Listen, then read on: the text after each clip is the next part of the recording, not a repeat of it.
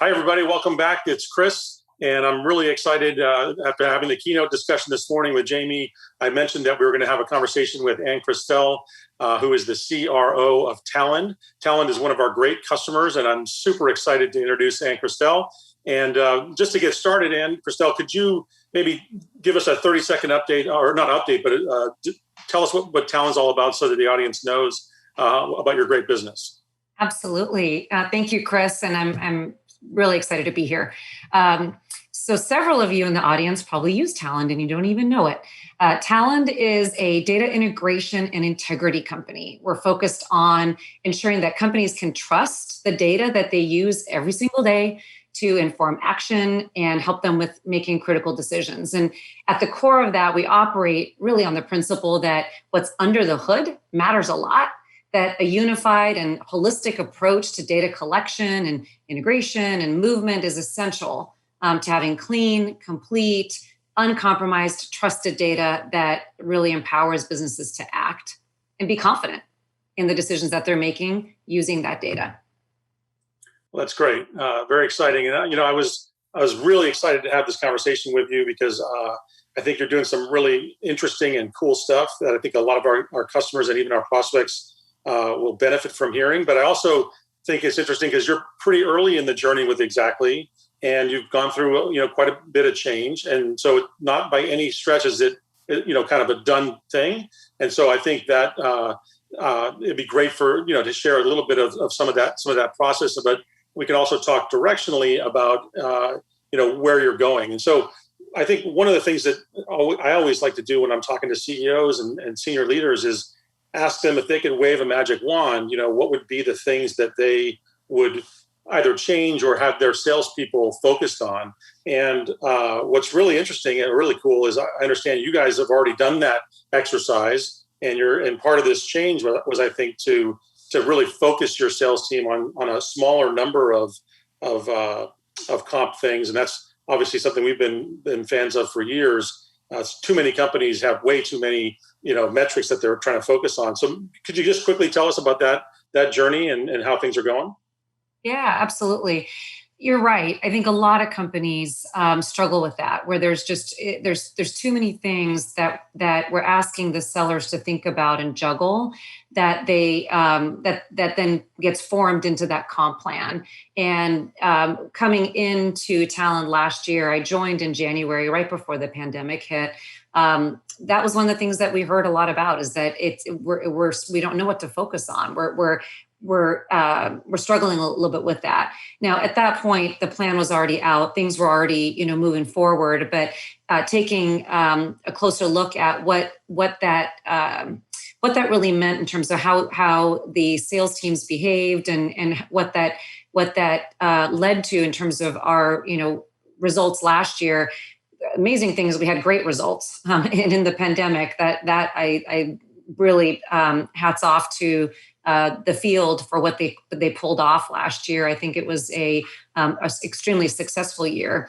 But also looking then at the comp plan, and as we were looking at what we could build for 2021, we took a lot of that feedback and tried to really shift some of the focus in on the key things that are meaningful to us as a company, what we're trying to drive in the form of cloud revenue, consistency and predictability, making sure that all the roles that we have that touch revenue at some point, because there's a lot of people that are involved, that everybody's really clear on what they're trying to drive to, and that we remove friction. So those are some of the things that we really used as our guiding posts for putting together the comp plan for this year. And it's a pretty big shift.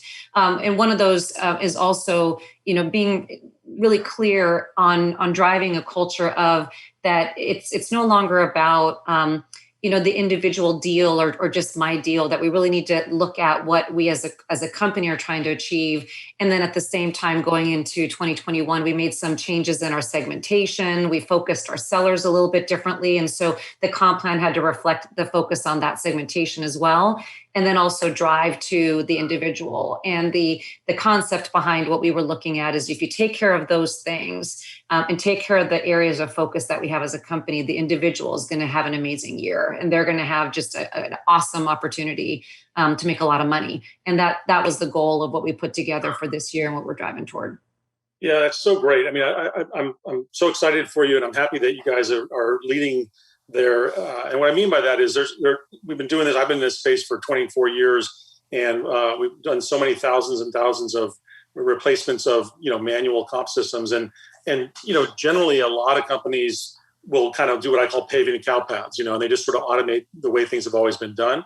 And kudos to you guys for really stepping up and saying, hey, we're not going to do that. We're going to use this acquisition of a new technology to kind of start to automate all the compensation routines to actually change the way we motivate and incentivize the behaviors. And I just think it's really, really cool, and I think it's going to go great. And I can't wait to have you next year to tell us, how well it's going and what kind of improvement you've seen.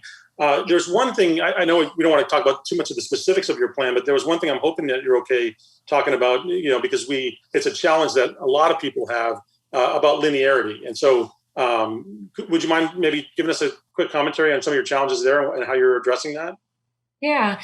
So from a linearity perspective, we're a quarterly driven company. Obviously, we have annual goals, but in order to get there, we need to drive to quarterly results and have both predictability and consistency across the board with the individuals and each of the teams and leading up to the theaters. And so one of the areas of focus was around that, was putting together something that would really, put some emphasis on being able to achieve on a quarterly basis, and that was something that is important as part of the OTE, not just the thing that's the spiff above and beyond, but that we should be thinking about it in terms of what we're trying to get to in the overall OTE. So those were some of the changes that we put in place, was the bonus associated with that, or we call it a target achievement plan. And what we're trying to achieve there is that getting everybody thinking about that quarterly result as well, and that there's a additional component that they should be thinking about as they're thinking about the company achievement. Yeah, I think that's great. I mean, we have so many companies that are similar, where they're paying annually, and then they try to create quarterly incentives so they can try to smooth out some of the bumps and get some more predictability. And then we have companies that are already at quarterly, and they're starting to go monthly, and so that maybe that could be the next step in a year or two. So 100%. And this is where, when you look at the journey with Xactly, we're at the beginning stages. We've been a customer for a while, and like many companies, you implement it and you use it, and it's working, and then you get to a certain point where you guys say, okay, let me step back and see, am I using it as well as we could be? Have we adopted all the things that we can to help us better manage our compensation, help us better plan, make sure we're doing all the things that we need to do, and then measure the effectiveness of the plan. So I think we have a great opportunity to really work with Xactly in that way, as you already mentioned, on the next journey, and then think about our next journey there around going from quarterly to monthly, because to your point, monthly becomes the next thing you focus on. And we've put some operational procedures and kind of a cadence in place that gives some structure around what we are trying to achieve in month 1, month 2, month 3, in order to create less stress on the end of the quarter, more predictability, seeing things move through the pipeline a little faster. And when you think about what I mentioned just a bit ago around segmentation, we did segment our business by small business, mid-market, et cetera. And so when you think about small business and how small business revenue moves, it moves faster. It should move faster. It should be higher volume. And again, that's where that monthly linearity becomes really critical. Everything from being able to take it down faster, but then also making sure that you don't completely paralyze your business and your business operations team with this increase in volume at the end of a quarter. So it's all around, that entire operation becoming more performant in general as well, to be able to support the goals of the business. Yeah, I think you're so right on. I mean, I think people mistakenly kind of think this is a one and done sort of thing, and it's not. It's not. You're never done.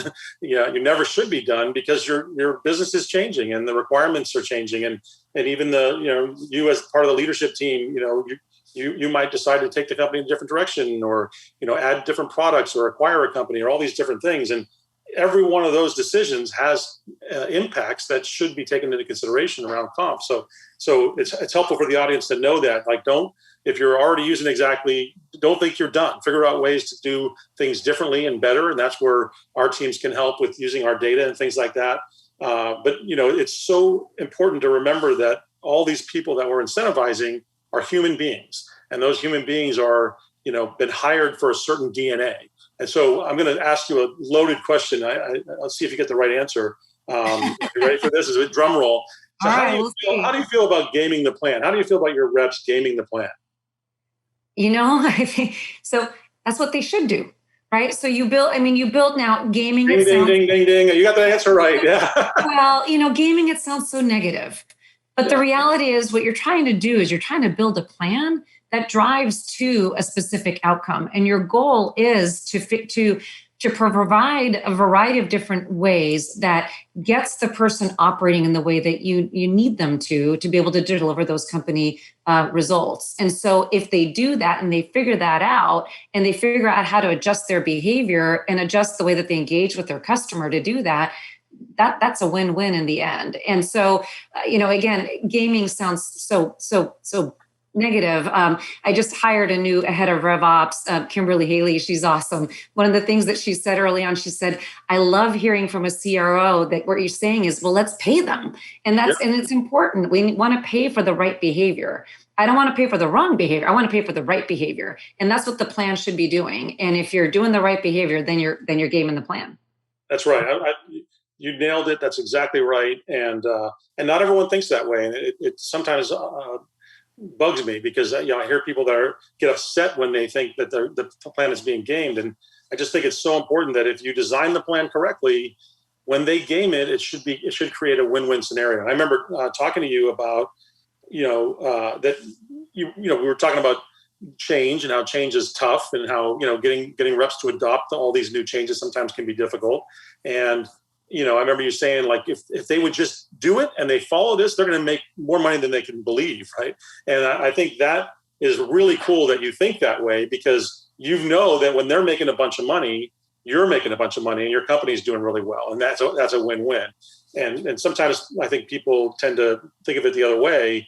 And it's sort of frustrating to me because you've hired for that DNA. So don't be surprised when it sort of acts that way. And I promise that wasn't a shameful plug for my book on Amazon called Game the Plan, but that was a shameful plug. But okay, so let's change gears a little bit. So you heard in the keynote discussion with Jamie that this has been an incredibly big year for Xactly. We talked about how we've grown the company from an ICM player to this larger SPM player that's expanded to do the sales planning piece of it and the territory piece of it and a lot of the data stuff that we do. And that this year, with the acquisition of Top Ops, we now have a much broader suite, and we're relabeling that, if you will, this intelligent revenue platform, because we really think that what we've heard from our customers is this idea of helping all the way through the chain, not just for the comp piece of it. And so I know you're a big fan of automation of forecasting, and so maybe you could comment on why you think that's important and why you've been an early adopter in the industry around forecasting. Yeah. Yes. Forecasting. Oh my goodness. So as a CRO, my most important job to the company, to our CEO, to the CFO, is being able to deliver predictability and consistency. It goes back to the comp plan and why some of those things are so important as well. But to that end, obviously, forecasting is such a huge part of that. And I remember the days where I would sit on a Sunday and I would, spend time digging in, looking at every single deal, looking at the stuff that we track, entries of activities, last next steps, trending, where sales stages, where are we at, dates close, all those types of things that we look at to assess the potential for that opportunity to close in the time frame that we are predicting it will close. And you build formulas, you build your factored formula, you build your maturity formula, and you use all those things to assess and say, okay, Do I think it can? Do I think this is where I'm going to be? And the good thing is, over time, you get pretty good at it. You kind of figure out, what it is that are the things that catch your eye. That's gonna shift things significantly for you. You know how to how your sellers behave. You know all those things. But imagine if you didn't have to spend 6 hours on a Sunday doing that, because that's what it takes to do it manually. That's why I'm adopting the automation, and really feel it's critical to invest in that type of stuff, not just for myself, but being able to take that level of accountability and scrutiny all the way down to the field. One of the things that, when I arrived at Talend, our sellers, in terms of how they could control or own their own forecast, was actually fairly limited. And I believe wholeheartedly in, well, certainly accountability, but also ownership. I feel like the sellers own their territory, they own their business, and they should be able to do so. And in that way, kind of own their budgeting, which is their forecast. So being able to have them, provide that level of visibility into how they're viewing their business, to their manager, have their manager put their scrutiny on it, by looking at things holistically and leveraging, artificial intelligence and machine learning to make that even stronger and better over time. Those are all the types of things that then create an entirely different environment, in the sales organization, and allows everybody to play a part, and then also creates just that opportunity for better predictability and consistency over time. So for me, that automation has shifted, because that was the 6 hours I spent, which was the 5 hours the GM spent, which was the 4 hours that the VP spent. It just took a lot of time, effort, and it wasn't, it was accurate, but having that ability to bring something else in that could really change the game is pretty critical when you really think about becoming intelligent and managing your revenue. Yeah, you're absolutely right. And I think that, there's so many, this is such a sort of a new area, and so many companies are still out there relying on their gut. And and that's okay if your gut is really good. And I've met a lot of sales leaders who have incredible instincts and incredible kind of feel for the business. But there's a lot that maybe don't have that as much. And I mean, what do you think about, the challenges of COVID and the post-COVID environment, where, a lot of that gut is driven by being able to walk around and talk to reps, or go visit customers, and see be able to read in between the lines of your conversations with your reps on how is this deal really going to happen, or is it not going to happen? And so it almost makes me think that the gut, it was already a little bit iffy, if depending on the person. Does post-COVID make it even worse? If a sales leader didn't adjust their approaches during COVID and now after COVID, I think that there's tremendous risk. I think so. So what we saw, a lot of change in behaviors. We saw, our customers' buying behaviors change. We saw, the way that they made decisions. It's interesting, Chris, it reminded me so much of going back to, what was it, 2007, 2008, with the economic situation and the recession, and what we saw in different behaviors at that point as well with our prospects and our customers. Though, very, very different when you're talking about a pandemic, the impact on the economy and how people look at the money and their projects and their spend, similar from that perspective.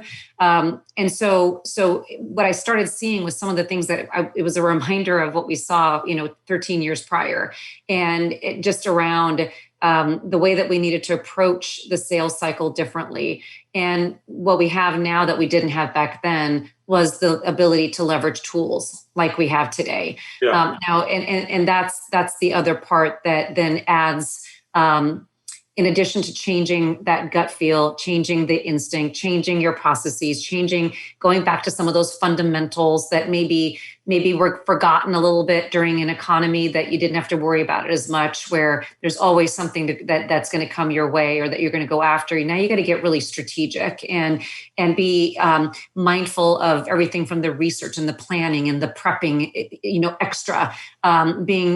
becoming really focused on showing up right, when you do have an opportunity to engage with the customer, and make sure that you are really following those aspects of the sales process and methodology while bringing in some of that art to that science, right? And mixing those things right. And then leveraging tools. And leveraging the capability of everything from the CRM to forecasting tools to other types of technology that's built in, that artificial intelligence to help with the human interaction and help with. I think that's the exact key. What you're saying is that nobody's saying replace gut. No one's saying don't have your gut. It's just saying augment it with the machine learning or the machine models or the data that's coming out of the machines that maybe are seeing patterns that the humans can't pick up. And I think the ability to have that in the forecasting where, you have the machine saying you're going to do, 10.5 million and the gut's telling you're going to do 11, it's just another data point that's good to know. It doesn't mean you're immediately going to say, oh, the machines are right. But, over 8 quarters, you might look at that delta and say, hey, on average, the machine's generally 50% more accurate than I am on my gut. And so you might make a modification, or maybe your gut is better. So I just think that's really, really cool. I think the other thing that I'll just mention, I think is really interesting about the platform. And in the few minutes we have left, I want to talk about the intelligent revenue piece of it. The reason that we got into the forecasting piece was because we think it's the same behavioral science that we've been talking about for 16 years at Xactly, but also because our customers were saying, we want to know what the comp exposure is. So if you can figure out the forecast, it's not just that we're going to do 10.5 million, it's which reps are going to do that and where are they in their, have they made club? Are they already in their multipliers? Are they at the base rate? Because that could make the comp exposure, millions of dollars, to one side or the other. And so I think that's a big part of it. But it ties into, you mentioned this intelligent revenue thing. What does intelligent revenue kind of mean to you? How do you manifest that? I think you just hit on it, which is it's combining a few things. It's combining the stuff around understanding how to engage with the customers. What are the levers? What are the things that we can do from the traditional marketing activity? What's the right activity that we need to move certain types of revenue, certain types of product, move it faster, move it slower, all those pieces. But then adding to that the implications on compensation and what are the levers and the things that you can do for those sellers to drive to the types of outcomes that you want. You have, today you might spend time looking at discounts or term or other things that you might adjust in terms of a particular opportunity that you're working on. And you might look at it for today's revenue, but the other component is looking at it in terms of what you just mentioned, exposure on comp. And then also, of course, revenue 3 years from now. So what are the things that if you can do something here in terms of driving a change that then completely alters the way that deal looks today as well as 3 years from now and the opportunity that it would present for growth going forward, all of a sudden that changes your perspective on what that deal means to you. And then if you can look at, exposure from a comp, from an expenses, from the other parts that we have to look at, you have to look at the whole picture. All of a sudden, well, that's what it becomes, the whole picture. And that's what revenue intelligence is really about. And I think even today, that it is siloed. There's bits and pieces of it that being able to put that all together and have our revenue operations team be able to be as operational as we need them to be by being able to have that holistic picture and provide that insight back to me and back to our CFO and back to they're looking at all of that. That's where I think we need to be. And that's the utopia that I would imagine all CROs are trying to get to. Yeah, well, wow, I'm so glad we recorded this because, what you just said, that last piece is exactly the point. The sales people, the sales ops people, the IT people, they don't want to deal with 5 different siloed, companies to do this. They need a platform. There needs to be a intelligent revenue platform. And while we like all the point products that are out there, we think Xactly is the one to consolidate all these things together to be able to provide you a single viewpoint and use all that data to make your decisions easier and smarter. So I just want to thank you so much again for being a customer and taking the time to talk with us today. You're a great CRO that's on the forefront of of technology. You may not know that or not, but I mean, as a person who talks to CROs all day, every day, they don't all think like you. And a lot of them are still thinking, a little bit in the Stone Ages. And so I think it's refreshing to hear from somebody that's encouraging gaming the plan, that's encouraging technology, that's trying to find ways to, adopt intelligent revenue and recognize that a 100K deal is not a 100K deal, right? It's the quality of that deal. It's how long it took to get that deal. It's who closed that deal and what the costs were. That's what we talk about intelligent revenue. It's not just, some funny buzzword. It really is the difference between closing, better business, better, smarter, intelligent business than not. So thanks again. Really enjoyed the conversation. Thank you, Chris. Thanks for having me. I'm here now with Nick Mehta, the wonderful Nick Mehta from Gainsight. Nick, so happy to be here with you today. Chris, awesome to see you. Excited for the conversation. Yeah, you definitely won the contest for the best shirt. So I'm not subtle. That's the one thing I've got. I'm not subtle. Hey, it looks great. Hey, we go way back and been friends for a long, long time, and I've been following the great success of Gainsight. It's been a big year for you. But before we get into that, there's probably a lot of people on the phone that may not be familiar with Gainsight. And so maybe you could just take, 30 seconds and give a little commercial so that people know, what Gainsight's all about. I'll always love the chance to give a commercial for sure. Yeah. So as you know, Chris, as well as anyone, when you're in any kind of recurring revenue business like SaaS or cloud or subscription, any business where you have ongoing customer revenue, so much of the value of your business isn't about just getting new customers. It's about what you do to keep those customers, to grow them, and to actually turn them into advocates. And a lot of the technology historically in the world and business process has been focused on that kind of top of funnel. How do we get marketing leads? How do we close deals? Gainsight works on everything after that sale to maximize the lifetime value of your annual recurring revenue by retaining your customers longer, getting them to spend more money with you and become better advocates. And the way we do that is we build a set of solutions that are all about driving a post-sale customer journey that's optimized towards getting that customer to adopt what they bought, to get onboarded well, to see business value, and then ideally to renew and expand and become an advocate. And that today, people refer to that whole process as customer success. The idea is if you make your customer successful, then your business is going to be successful. And obviously, Xactly has been right there with us the entire journey. So thanks for your partnership. Yeah, well, it's been a great partnership, and thank you for being a great customer as well as a partner. Absolutely. And we, of course, are a customer of Gainsight, so it's a really cool relationship. Hey, so certainly be remiss if I didn't start with just kind of it's been a crazy year. This is now our second virtual event that we've had to put on. The first one was right in the beginning of COVID. So, rather than focus on the negative parts of COVID, because there's plenty of those and everyone's frankly probably tired of them, was there any silver linings that you discovered during this journey? And I know it's not over by any stretch, but as we begin, at least in the States, to start seeing some improvement, what's been the silver lining that you've found?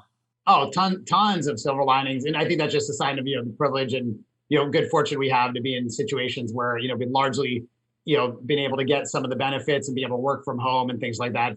I'll pick a couple on the work front. Just like you, I feel like, with this, remote distributed environment, we just created a level of inclusion where you just get to hear from more voices because a lot is done asynchronously. It's not just about who's in the room. So I feel like we're just a much more inclusive company now than we were before. And I hope to carry that forward. We will carry that forward post-COVID. And then on the personal side, so many. Well, I have behind me in the corner, you can't see it, is a guitar that I'm trying to learn. So that's been fun. I've been taking up golf a little bit. But obviously, we have 3 young kids. So clearly the biggest thing has just been getting a lot of one-on-one time with them. Each of us has kind of a thing that we do together. I play golf with my 12-year-old. I watch a TV show called Shiro with my 15-year-old, and I take my 8-year-old wherever she wants to go. She's kind of the boss. So that's been fun. That's exciting. Yeah, no, my kids are a little bit older than yours, so they're off out of college now. But we've had similar experiences. The business side's been great. All things considered, we've learned to be, in some ways more productive. In some ways too productive. We've had to start giving people, some days off, just mental health days, because I think you go from 7 a.m. to 5 p.m. or 6 p.m. on back to back Zoom calls. And while we love Zoom, they're a great customer of ours. it can really fry your brain, worse than ever a day at work, in the office actually did. So anyway, it's been cool.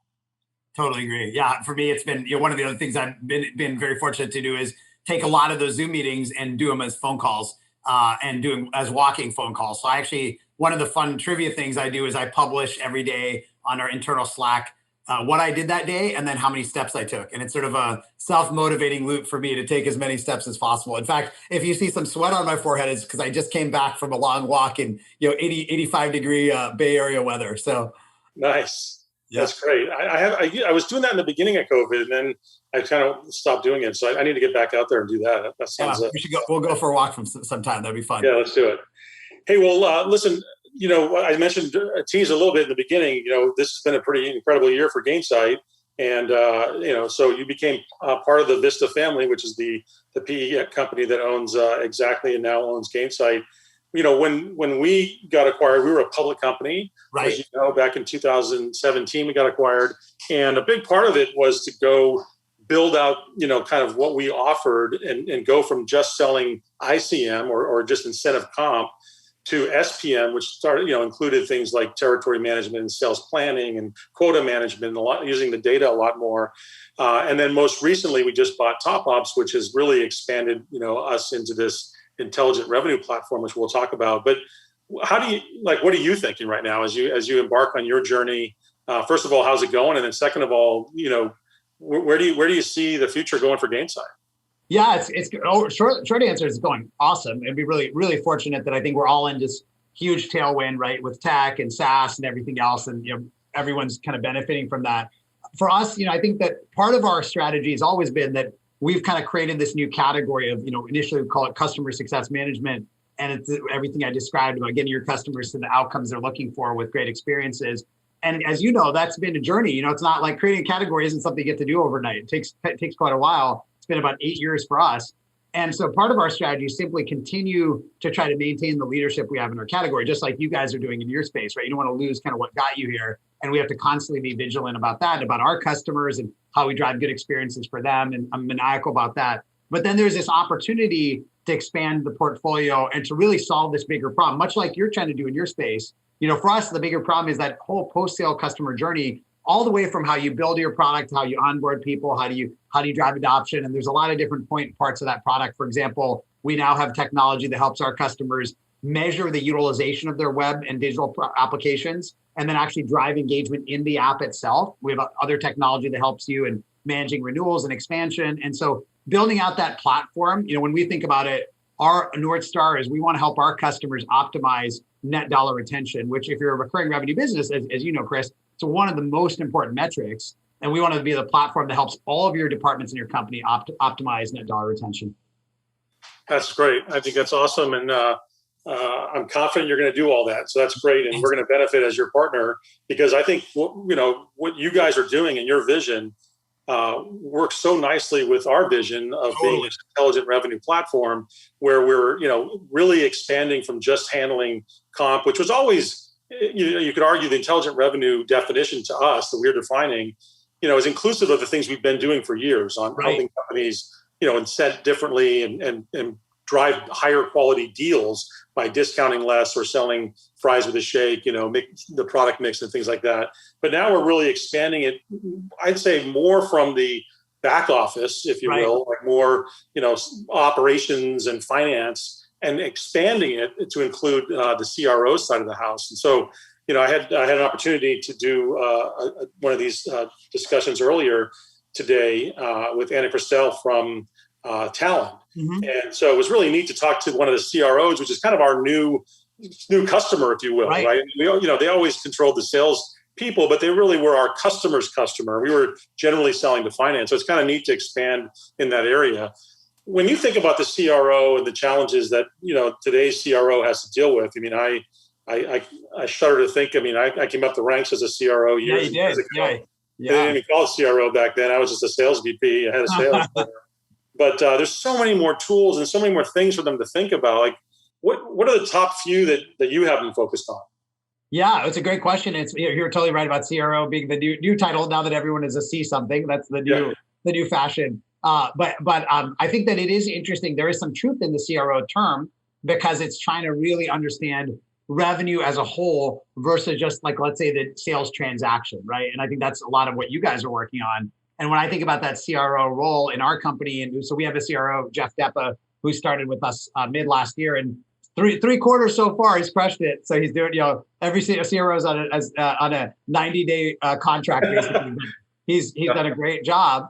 And I have so much empathy for sales leaders because you're constantly balancing the present and the future and having to figure out how you kind of navigate those. And we actually see that firsthand because, as you know, Chris, customer success and CRO and sales are coming together a lot more in businesses. Some people are even putting customer success underneath the CRO, or at least having the organizations be really tightly tied together. And so given that, like in our business, I have our CRO is focused on, three different things that align to kind of our strategy. Number one is basically how do we continue to maintain, the leadership we have in our core market, right? Which you can't take that for granted. There's competition, there's, evolution of the market needs, and your sales team has to continue to be just as hungry as they were. Number two, how do we build that muscle to be able to scale into kind of a more systematic way to approach new kind of markets, new verticals, and how do we do that in less pure art and a little bit more science? And then number three, as we move to our kind of platform vision, how do we get as good at selling the new stuff as we are at selling our core? Every company ever in the history of time has had that challenge, right? And how do we think about selling our new stuff to potentially new buyers? For example, our PX product, which is the product analytics and adoption product, goes to the product management buyer, whereas our CS product or core product goes to the customer success leader. Two different people in the same company, but sometimes it could be totally separate sales cycles. And so those three challenges of kind of maintaining what we're doing, systematizing it so it's going from art to science, and then getting to the point where we can really sell the platform and sell beyond kind of our core. Those are three big needs. That's great. And so are there any specific, comp kind of things that you're doing that Totally. And that's why I find comp is so strategic. I think what you do, it's interesting. It's just like, I think a lot like what we do. It's easy to take it tactically. That's the sales comp calculator. Oh, this is the folks who support the customers or whatever. But it ends up being so strategic. Like in your world, we obviously have part of what we're trying to do in systematizing things is get to higher quality deal mix, right? So just thinking about all the things I know you think a lot about, and some of those are inspired by the Vista playbook of just, how do you have the right type of contract set up for good customer value and also good lifetime value in terms of, term and renewal terms and things like that. So that's kind of one thing that, influences comp.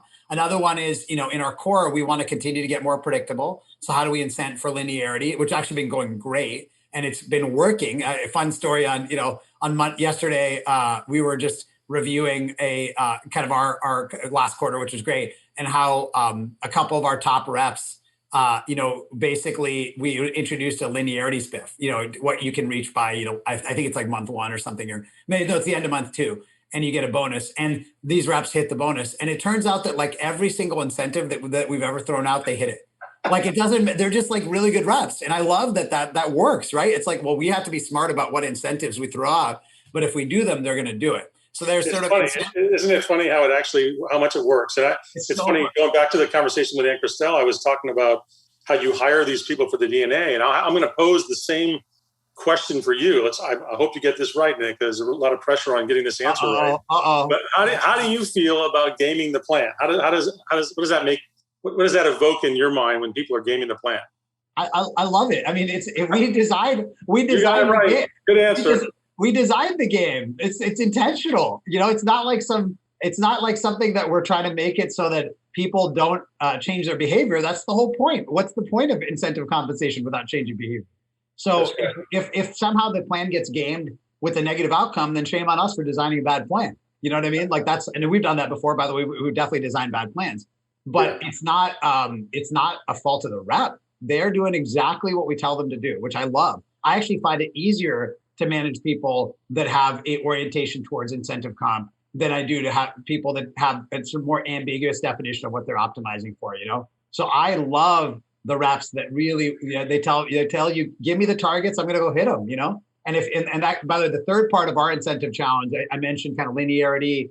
I mentioned kind of just overall kind of incenting for high quality deals. And then the third thing is incentive for new product sales. And that's obviously always a bit of a struggle. Like, you give extra for the new products, you can't comp on every extra thing. Like every product manager inside our company would love for their product get an extra comp, and that doesn't really work, right? Yeah. And so getting that balance right of kind of new business, core, linearity, high quality deals. I mean, that's why your business is important. It's a hard problem.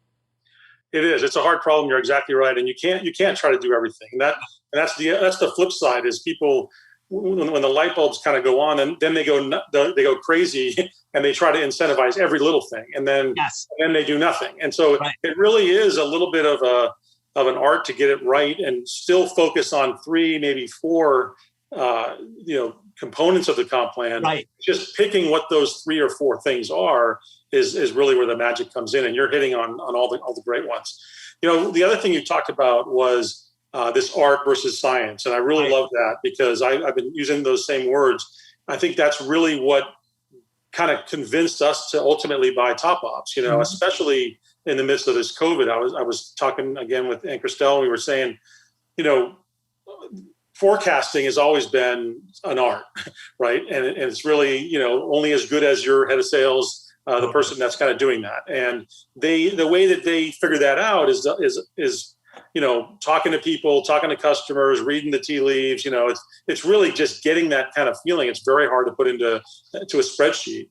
And I think that was tough pre-COVID, right? Because as I say, it was only as good as a salesperson. So you might have a few good people at it, but generally people pretty much stink at it. Yeah. But in the COVID times and even post-COVID, where there's so many more people working outside the office, it's even harder to get that feel, right? It's harder to get that through the phone. You're not as involved in these face-to-face, coffee discussions or water cooler discussions about deals and those things that happen.